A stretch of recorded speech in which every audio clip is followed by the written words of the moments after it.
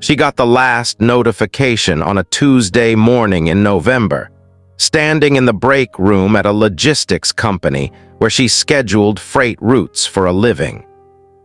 Her phone buzzed against the countertop while the coffee brewed, and the number on the screen was the same number she had been watching for 10 years. $31.14. The final automated payment on a student loan she had been carrying since she was 22 years old. A loan she had taken out for a degree she never once used in a professional context. A loan whose monthly withdrawal had outlasted 2 relationships, 3 apartments, a car she drove into the ground, and a version of herself she barely recognized anymore. She poured the coffee. She did not cry. She did not call anyone. She stood at the window and watched a delivery truck back slowly into the loading bay across the street, and thought about how strange it was that the thing you spend a decade dreading, once it finally ends, can feel like almost nothing at all. This is the story of how Maeve Callahan borrowed 71,000 Canadian dollars for a degree in urban planning, spent 6 years earning it, spent 10 years paying for it while working in a field it had nothing to do with, and what that decade cost her in ways that never appeared on any loan statement. Maeve grew up in a mid-sized city in southern Ontario, the second of 3 children in a household where money was not discussed at the dinner table, not because there was too much of it, but because there was never quite enough, and talking about it made that fact too real. Her father drove a city bus for 26 years. Her mother worked part-time at a dental clinic scheduling appointments and filing insurance claims. They owned a semi-detached house with a small yard and a furnace that needed replacing for 4 consecutive winters before it finally got replaced. They were not poor. They were precise. Every dollar had a destination before it arrived. Maeve was the child in that house who colored inside the lines, not because she was told to, but because the lines made sense to her. She was organized the way some people are musical naturally, without effort. Her school binders were tabbed and color-coded. She kept a planner through high school at a time when none of her friends did. She made lists the way other people made conversation. Her mother called it a gift. Her older brother called it a personality flaw. Maeve called it neither. It was just how she was. She was good at school in the quiet, consistent way that doesn't attract much attention. Not the kind of student who wins awards at graduation. The kind who maintains a B+ average across every subject without seeming to try particularly hard, who always hands things in on time, who asks clarifying questions during lectures rather than after. Her teachers liked her. Her guidance counselor told her she could do anything she set her mind to, which is the kind of thing guidance counselors say when they don't know what else to say. She set her mind to urban planning. It sounds more specific than it felt at the time. At 17, Maeve didn't have a clear image of herself designing transit corridors or rezoning industrial land. What she had was a general pull toward the idea of cities as systems, toward the way infrastructure worked or didn't, toward the feeling that the built environment was something that could be organized and improved if enough careful people paid attention to it. She had visited Toronto with her school in grade 11 and stood at the corner of King and Spadina watching the streetcar network operate with a satisfaction that was hard to explain to anyone who asked. She'd read a library book about urban renewal in Montreal that had genuinely excited her. She applied to a university program in urban planning the same way she did most things, methodically. After making a list of pros and cons on a piece of graph paper she still had in a box somewhere. She got in. She was 18. It seemed like the right kind of decision. What Maeve did not do at 18 was think seriously about what $71,000 meant. The number built slowly, the way these things do. The first year was manageable, or felt that way. There were government loans and a smaller bursary from the university and a part-time job at a campus bookstore that covered groceries and her share of a 4-person apartment she split with classmates. The cost of the degree didn't feel like debt at the time. It felt like the future arranged in advance, a contract with herself that she would honor later when the degree had turned into a career that made the math work. She renewed the loans each year and didn't linger on the totals. This was not carelessness. It was the kind of deliberate not looking that is very common among students who are otherwise responsible people, because looking directly at the number and continuing anyway requires a level of cognitive dissonance that's easier to just not perform. Maeve understood, in abstract terms, that she was borrowing money. She did not understand, in concrete terms, what it would feel like to service that debt on a salary that had nothing to do with the credential she borrowed to earn. She graduated at 24. Her program had taken 6 years instead of 4. The extra 2 years deserve explanation, because they mattered later in ways Maeve didn't expect. Partway through her 3rd year, the program underwent a significant restructuring. Several core faculty members left or were quietly not renewed. A capstone practicum requirement was reordered. A course Maeve needed for her 4th year had its prerequisites reshuffled in a way that set her back a semester. She could have pushed through harder. She could have appealed the requirement.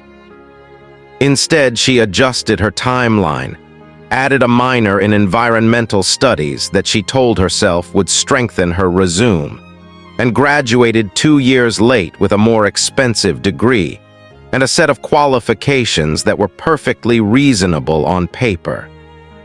The job market in urban planning in Ontario in the years Maeve graduated was not what she had been told to expect. This is a thing that happens. Programs recruit students based on projected demand, and demand shifts, and the people who told you the field was growing were not lying exactly. They were just describing a different moment in time. Municipal budgets had tightened. Several large regional planning offices had frozen hiring. Consulting firms that had previously taken junior planners were now only interviewing candidates with 2 or more years of relevant field experience, which junior candidates could not have, because the entry-level positions were the ones that weren't being filled. Maeve applied for 43 positions over 9 months. She got interviews for 11 of them.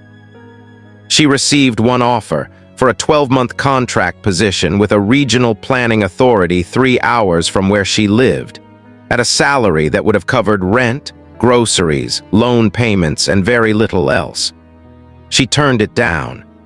This was the first decision she made that she would later replay in a different light, because the contract might have led somewhere, and because even a 12-month foothold in the field was better than what came next, which was nothing.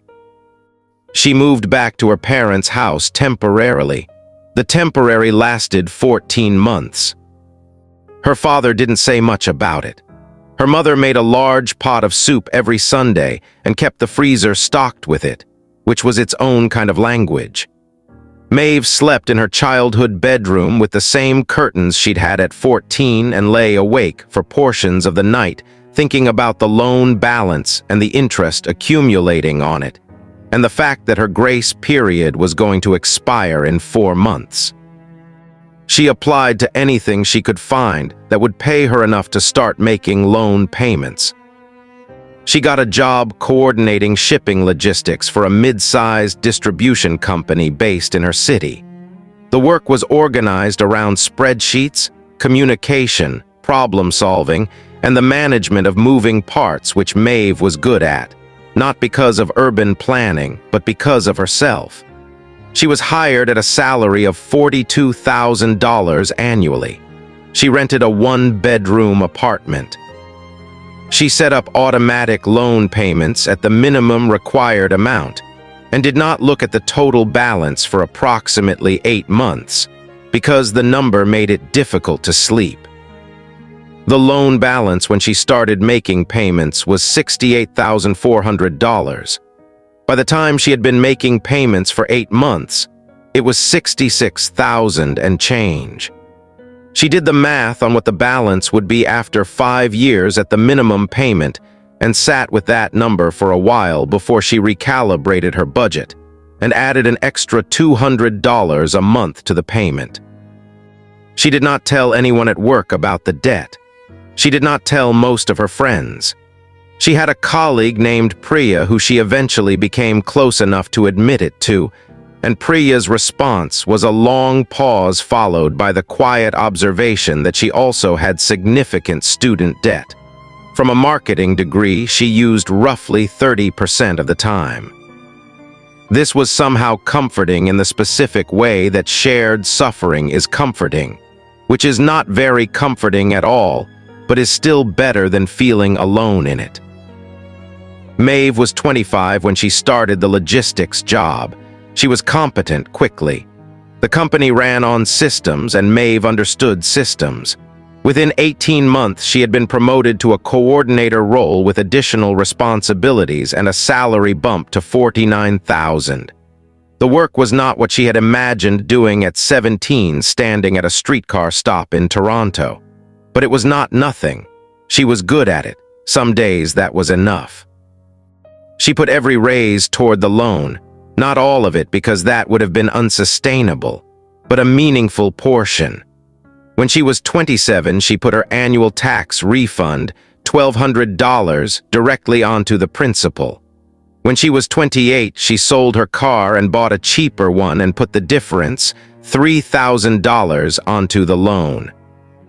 She dated someone for about a year when she was 26, a man named Daniel who worked in insurance and had strong opinions about camping and very little curiosity about hers. The relationship ended without much drama because there wasn't much drama in it to begin with. She dated someone else briefly at 28, and that ended similarly. She was not unhappy about being single exactly, but she was aware of the particular math of her late 20s in a way that pressed on her occasionally. She was spending a meaningful percentage of her take-home pay on a degree she was not using, which meant she was not building savings in the way she wanted to, which meant certain timelines she had imagined for herself kept moving forward just slightly out of reach. She wanted to buy a house. She had wanted this since she was old enough to understand what equity meant. Her parents' house, for all its modest limitations, represented something stable and accumulated, and she wanted that for herself. But in Ontario, in the years she was working toward it, the housing market was doing what Ontario housing markets had been doing for most of the previous decade, which was becoming substantially less affordable in ways that outpaced income growth, even for people who were not also servicing significant student debt. She ran the numbers periodically. She had a spreadsheet she'd built herself that she updated every 6 months, tracking the loan balance, her savings rate, the minimum down payment she would need for a property in her city, and the projected date at which both conditions would be met simultaneously. For the first several years, the projected date kept moving. The loan went down, but slowly. The required down payment went up because prices kept rising. She watched the 2 lines on her spreadsheet converge with the particular helpless patience of someone who has committed to a very long process and understands there is no shortcut.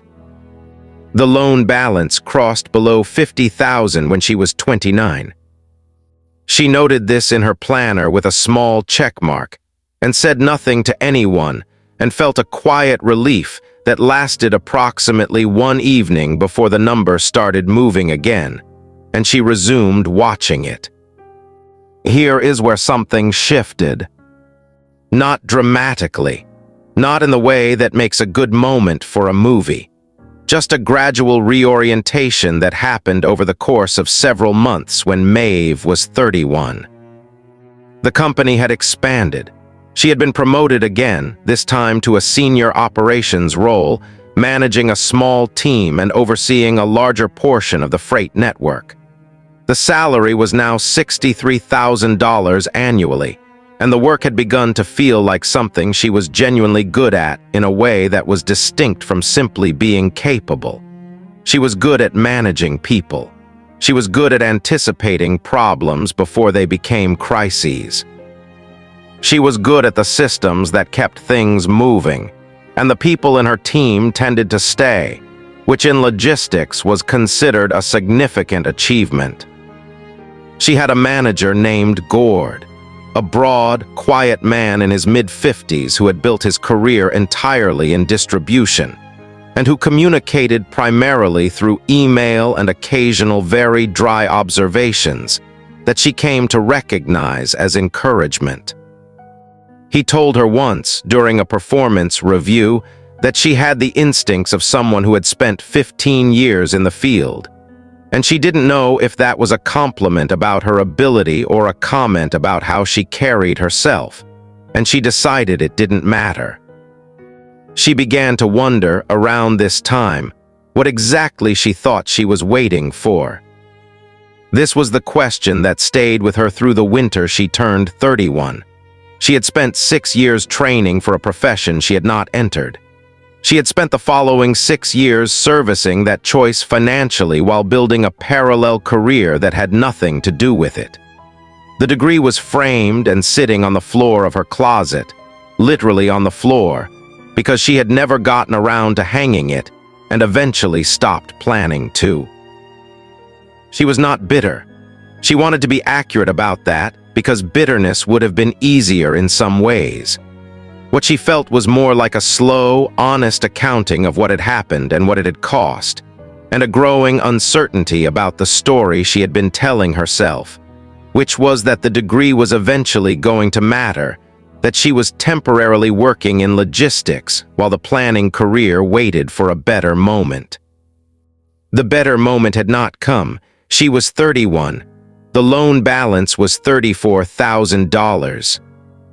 She called her mother one Sunday evening, the kind of call she made most weeks, and somewhere in the middle of it she said, almost without planning to, that she had been thinking about whether she would ever actually work in urban planning, and whether it mattered if she didn't, and whether the degree had been worth it. Her mother was quiet for a moment, and then said something Maeve had not expected, which was, "I always wondered when you'd ask that out loud." They talked for a long time after that. Her mother said she had watched Maeve carry the debt the way some people carry a commitment they're not sure they made freely, and that she had not said anything because it wasn't her place. She said the job Maeve had seemed, from the outside, like something Maeve was actually suited for. She said she didn't think a degree you didn't use made the person who earned it worth less. Maeve drove home that night through streets that were quiet and cold and felt, for the first time in a while, that she might be reaching the end of something. Not the loan, something else. A posture she had been holding for a decade that was finally, slowly releasing. The loan balance crossed below $20,000 when she was 32. She started making larger payments, not reckless ones. She had been building a small emergency fund, which she continued protecting. She had a registered retirement savings plan that she was contributing to modestly, which she didn't stop. But she redirected other discretionary spending with a focus she hadn't applied to the debt before, partly because she could now see the end of it for the first time in a way that felt real rather than theoretical. She stopped going out as much, which she mostly didn't miss. She cooked more, which she found she actually liked. She had a slow cooker she'd owned for years and barely used, and that winter she started using it seriously. And there was something about preparing a meal at 7 in the morning and coming home to it at 6 in the evening that satisfied the same part of her that liked color-coded binders and updated spreadsheets, the part that liked a plan that worked. Priya had married a man named Theo and had a daughter at 33, and Maeve was the godmother, which she took seriously in the practical way she took most things seriously. She showed up. She remembered dates. She sent things in the mail. She was present in the ways that mattered, even when her budget was tight. Her brother, the one who had called her a personality flaw walking around in a person's body, had gone into trades, had built his own electrical contracting business, and had bought a house when he was 28. He never once mentioned the degree or the debt to Maeve directly. He didn't need to. The comparison existed in the air between them at family dinners in a way that both of them understood and neither of them acknowledged. There was a period when Maeve was 33 and 34 where the loan balance and her savings rate were almost mirror images of each other, which was a surreal thing to watch on a spreadsheet. The debt column was decreasing while the savings column was growing, and they passed each other somewhere in the middle of her 34th year. And after that point, she had more saved than she owed for the first time since she was 22 years old. She sat with that for a long evening and let it be what it was. The housing question had not resolved itself. She had been watching listings in her city for 2 years with a focused attention, not to torture herself but to understand the market, to know exactly what her money would buy and when she would be ready to buy it. She had built a down payment fund that was sitting at $31,000, which was not enough for what she wanted, but was enough to see the shape of the path from here. She was 34 when she had a conversation that changed how she understood the last decade of her life. She was at a professional development session through work, a half-day workshop on systems integration that was useful but not spectacular, and she got into a conversation during the lunch break with a woman named Renata who worked in supply chain management for a healthcare distributor. Renata was 43 precise, with the kind of measured speech that suggested she had spent years managing complicated situations calmly. They were talking about career paths in the abstract way people sometimes do at these things, and Maeve mentioned, without particular weight, that she had trained in urban planning and never worked in it. Renata was quiet for a moment, and then said that she had trained as an architect and never worked in it. Maeve asked what had happened. Renata said she had graduated into a recession, had taken a temporary job in procurement for a construction company because it was adjacent to what she knew, and had been promoted twice before she'd made any serious effort to pivot back to architecture. By the time she might have, she had a salary she couldn't match in a junior architectural role, a skill set that was genuinely valuable where she was, and a mortgage that required her to keep earning what she was earning. She had stopped thinking of it as a detour some years ago. She thought of it as the path now, just not the one she'd originally drawn. Maeve asked her if she regretted the architecture degree. Renata said she thought about it differently than regret. She said the degree had taught her how to think spatially, how to solve problems with both creativity and constraint, and that those skills were present in her work every day even if no one knew they came from architecture school. She said the debt had been significant and had delayed other things, and that was real and she didn't minimize it. But she said she wasn't sure the version of herself who had skipped the degree and gone straight into procurement would have been the same person at the same level now. Maeve drove home that afternoon turning this over. She had spent 10 years thinking of herself as someone who had made a wrong turn. She had carried the debt as evidence of the turn, a balance sheet of a mistake. But the degree had not only failed to pay off in the direct way she had imagined. It had also taught her something about how cities and systems worked, about how planning and infrastructure operated, and there was a version of her current job managing freight networks, optimizing distribution systems, anticipating where things would break down that was not entirely unrelated to those ideas. Not identical, not the application she had trained for, but connected in a way she had been too busy being resentful to notice. She did not call this a revelation.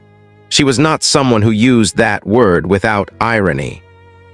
She called it an honest look at something she had been looking at sideways for a long time. The loan balance went below $10,000 when she was 34 and a half. She told Priya. Priya took her out for dinner and ordered a bottle of wine that was slightly more expensive than either of them would normally have considered for a Tuesday, and said, with the particular directness of a close friend, that she thought Maeve should stop being so hard on herself about it. Maeve said she wasn't sure she had been hard on herself exactly, more that she had been carrying a weight that she'd been waiting to put down. Priya said that from the outside, those two things looked the same. Maeve's thought about that for a while. The final months of the loan had a quality she hadn't anticipated, which was almost nostalgic. Not for the debt, for the discipline. She had spent a decade making a payment every month without fail, adjusting the amount as her income grew, directing extra money toward the principal when she had it, protecting the emergency fund and the retirement contributions while she did it. She had done this quietly, without anyone tracking it or applauding it or even particularly noticing it. The bank that held the loan sent automated confirmations and nothing else. There was no mechanism for acknowledging that a person had done something difficult for a long time. She refinanced at 33 into a fixed rate that saved her a meaningful amount in interest over the final stretch, which was a decision she wished she had made earlier, and which taught her something about the cost of avoidance. For years, she had not engaged with the loan beyond the minimum required engagement, not because she couldn't have, but because looking at it closely felt like standing too near something loud. If she had refinanced even 2 years earlier, the total interest paid over the life of the loan would have been several $1,000s less. She added this to the category of things she could not change and moved on. The loan balance crossed below $5,000 at 35, below $2,000 at 35 and a half. She was making extra payments now not because she had to, but because she was close enough to taste it, and there is a particular human pleasure in accelerating toward an ending you have been moving toward for 10 years. The final payment was automated. She didn't make a special arrangement to pay it manually or turn it into a moment. She had thought she might, but when the time came, she decided against it. The loan had been a background process in her life for so long that ending it with ceremony felt wrong. She let the system do what the system did. On the Tuesday in November when the notification arrived, she was standing in the break room at 7:40 in the morning, and the coffee was brewing, and the delivery truck was backing into the loading bay across the street with that careful, measured reversing sound that she heard every morning. $31.14, final payment, loan balance $0. She took her coffee to her desk. Her desk had 3 monitors and a large dry erase calendar on the wall, and a small plant that Priya had given her for her birthday 3 years ago, and that she had somehow kept alive. Her planner was open to the current week. She had 6 meetings and a quarterly report due and a team check-in at 2 in the afternoon, and a freight routing problem that had been annoying her since Monday that she thought she had figured out overnight. She sat down and opened the routing problem. Later that day, she told Gord, not because she needed to, but because he was one of the few people at work who knew about the loan at all, because it had come up once in passing and she had been honest about it, and he had not made a thing of it, which she had appreciated. She walked into his office at the end of the day and said she had made the last payment on her student loan. Gord looked up from his monitor. He said, "What was the degree in?"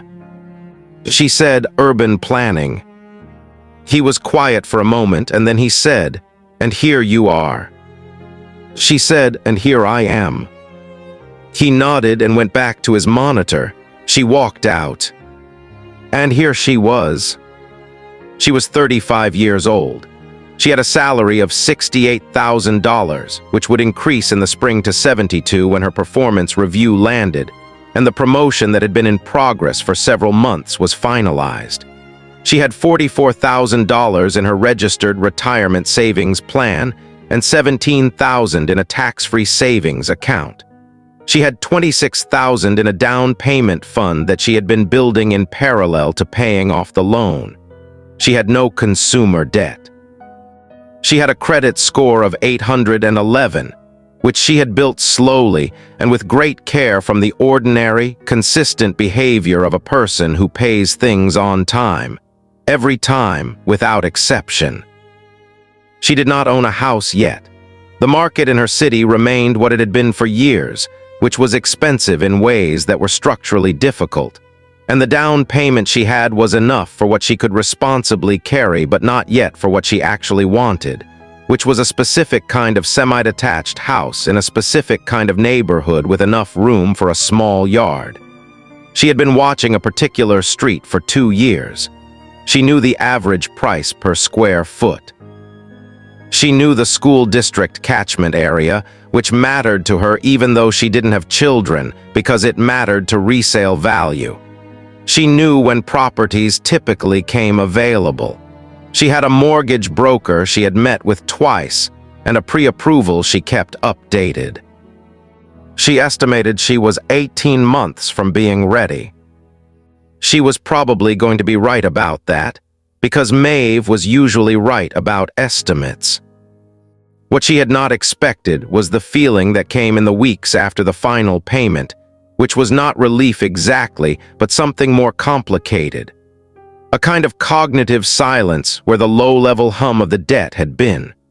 She had lived with that hum for so long that its absence felt strange, like a refrigerator that has run for so many years you forget it's making a sound until the night it stops. She found herself doing small recalculations she hadn't been able to do before. The monthly loan payment, converted to an additional retirement contribution. The mental space the debt had occupied, available now for other things.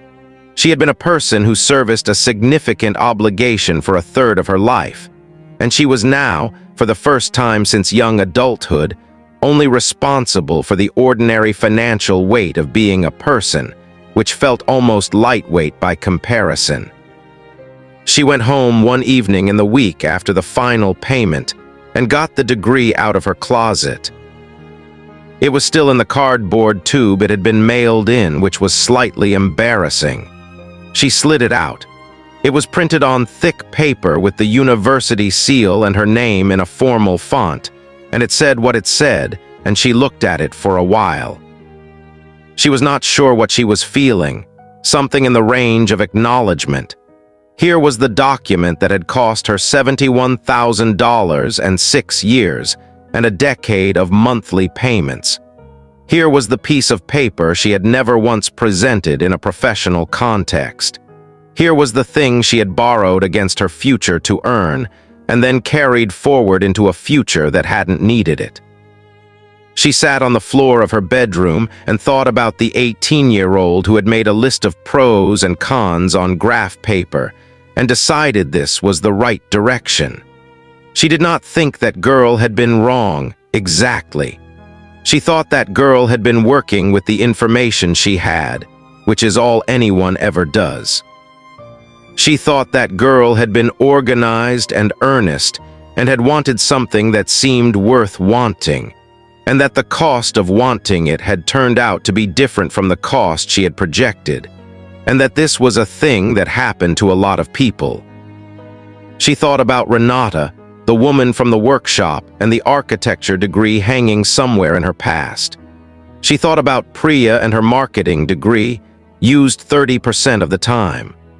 She thought about her brother, who had gone straight into trades at 18 without a degree, and had a house and a business at 36, and a debt load that was entirely secured against assets that were appreciating, which was a different kind of math.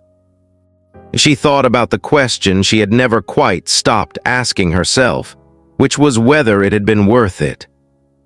And she sat with that question honestly for the first time, without trying to arrive at an answer that would make her feel better. The degree had not paid off in the way she had planned. That was true, and she was not going to pretend otherwise. The specific credential she had borrowed to earn had never once appeared on a job application that led to a job offer. The field she had trained for had not wanted her in the years she had been available to it, and by the time she might have tried harder to get in, she had built something else. That was the simple version. The longer version was harder to render cleanly. The program had taught her to think about systems with a kind of depth and rigor she was not sure she would have arrived at otherwise.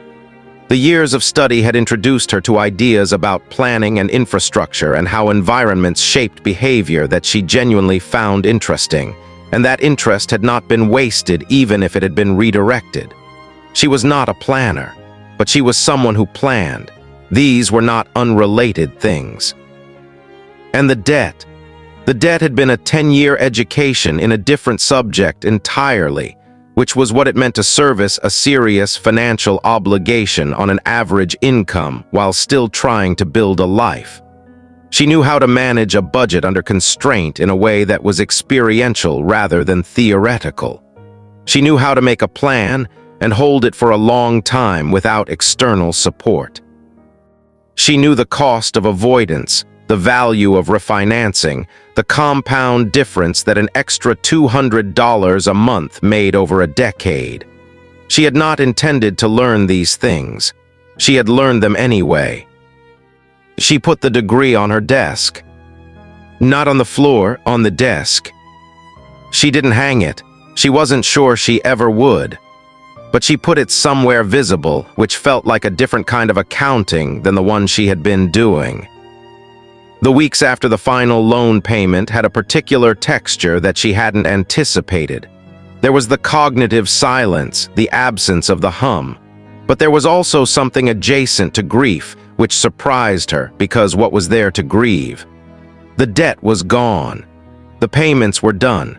She was more financially stable at 35 than she had been at any previous point in her adult life. What she was grieving, she eventually understood, was not the debt.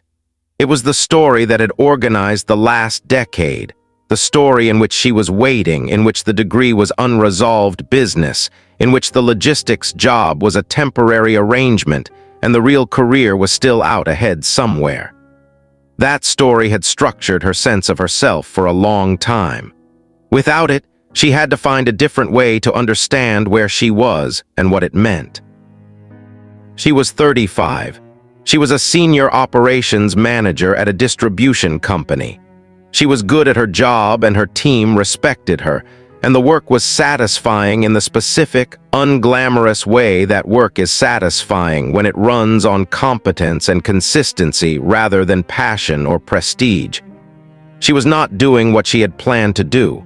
She was doing something else. And the something else was real, and it was hers, and it had been built with her own money and her own labor and her own long discipline over 10 years of paying back a decision she had made at 18. She was not behind. She had not lost. She had not wasted her life on a wrong turn. She had just taken a longer route than she expected, and she was here now, and this was where she lived. There is a particular kind of financial clarity that only arrives after a significant debt is discharged. Not euphoria, not a flood of new possibility, something quieter and more fundamental, a recalibration of what security feels like in the body. For a long time, Maeve had felt the loan as a kind of background lean, a slight but constant pressure against which she was always bracing. When that pressure lifted, she didn't feel lighter. She felt level for the first time. Upright without effort. The way you feel standing on flat ground after years of walking uphill. She reallocated the loan payment, $560 a month by the end, into 2 streams.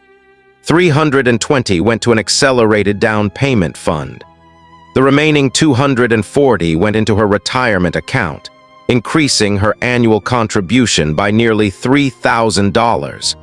She ran the compound interest projection on that additional $240 a month over 30 years and sat with that number for a while.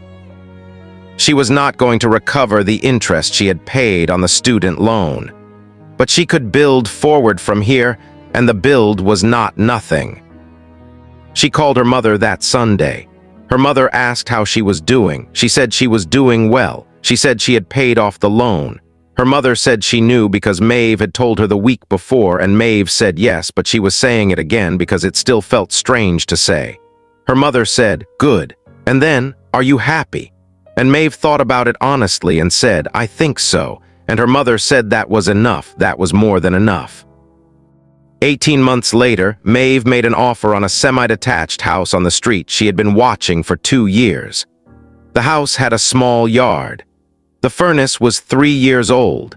The neighborhood had a streetcar line 1 block north, which she had noticed on her first visit, and had noted in her planner because she was still, at 37, the kind of person who color-coded binders and kept detailed notes.